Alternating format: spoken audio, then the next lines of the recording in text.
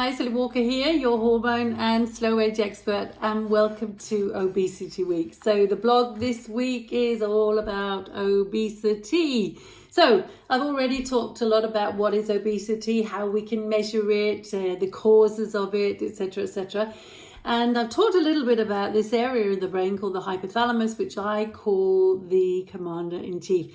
And I want to talk a little bit about it today because it's very exciting and it's relatively new, and it possibly could offer a solution, maybe prevent, and definitely offer a treatment solution for many of these poor people who are struggling with obesity and not being able to maintain their weight loss, so suffer with this weight regain.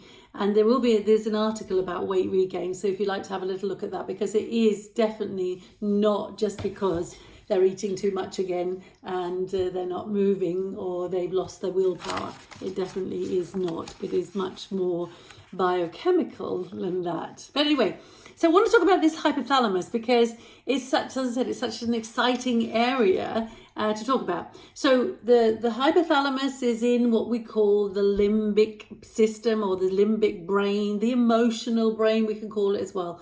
And it's sitting there, there's only one of them.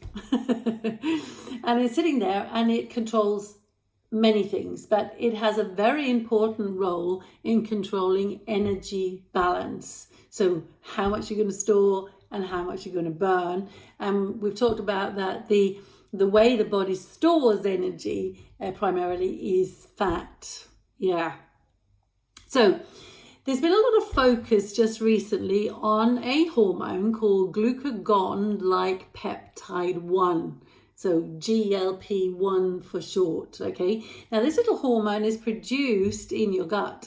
So it's produced in the gut wall, but it's also produced in little nerve cells in your brain stem, okay? So the brain stem is an area where things are very automatic. You know, you don't think in your brain stem, everything is just automatic there, yeah. So it's also produced there. So what it does, well, initially it was found because it had some physiological effects, like it reduces blood glucose, it stimulates the production of insulin, and inhibits a hormone called glucagon. So it was very interesting for diabetes, the type 2 diabetes. So it became very popular very quickly as a drug for that, and it works quite well. So, but what they being the medical world or the science world, also discovered was that not only did it control the blood sugar and the insulin, all this kind of thing, but there was a weight loss, which they had not anticipated. So they went back to the drawing board and had a little re-look at this hormone. What does it do something else? And it does. Oh, it talks to your hypothalamus, basically. That's what it does. It talks to the hypothalamus.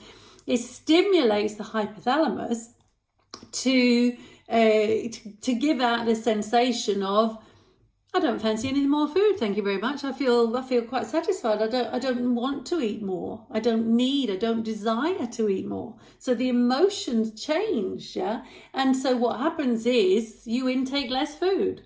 Isn't that amazing? And they've done all kinds of studies with rats, where they've removed the areas. So what happens is that this hormone locks on to little receptors, as it's called, in the hypothalamus. And what they do is they remove the receptors, so this hormone has nowhere to go. It can't lock on anywhere, so it can't stimulate the hypothalamus. So with these rats, these poor rats, they just kept eating. You know, they couldn't stop eating. Absolutely, they were increased with maybe 50%. It was amazing how much they would eat. Yeah. So we know that this hormone has a very positive effect on controlling how much we eat, basically. And they've seen that, especially in men, there's a very good weight loss. Unfortunately, with us ladies, there's a little bit less. But it does affect us greatly with our passion for food, our need, our drive, if you like, for food. That is decreased quite a lot. So you're gonna intake much less food, absolutely. So this is good. See, this is controlling how much food you're eating. It's absolutely amazing. Now, what they did find as well when they were experimenting with rats is that estrogen plays a role. So estrogen actually increases the effects of the emotions around eating. So it's going to increase that you don't want to eat food. Amazing, isn't it? So this is one of the reasons why that during a menstrual cycle where estrogen is up and down all over the place, that our desire for food changes. And then once we get to menopause and we lose, like 70% of the production of estrogen, we lose the control. And this is another reason why ladies tend to get put on weight and store more fat after menopause. Yeah. And then don't forget that insulin is very important related to insulin. It keeps the cells sensitive to insulin. So when we lose it, we become more insulin resistant. Yeah. And we've also discovered, or the science was discovered, that the hypothalamus produces its own estrogen. Wow. So estrogen is really, really important for many of the jobs of the hypothalamus. And now we know it's important for this one. So glucagon-like peptide 1, GLP-1, and of course, the drugs which are being used for the diabetes can also be used for this, and we're waiting for things to be approved here in Europe. The drug is approved now in the States for weight loss, and that's what we're waiting for it to happen here in Europe. Absolutely amazing. I think this can really be a big help for many of these people who suffer with obesity, and we're actually getting to the heart of the problem. We're turning off their desire, their drive, their passion, their need for food, so that this energy balance can be rebalanced. Exciting. Happy hormones, happy life.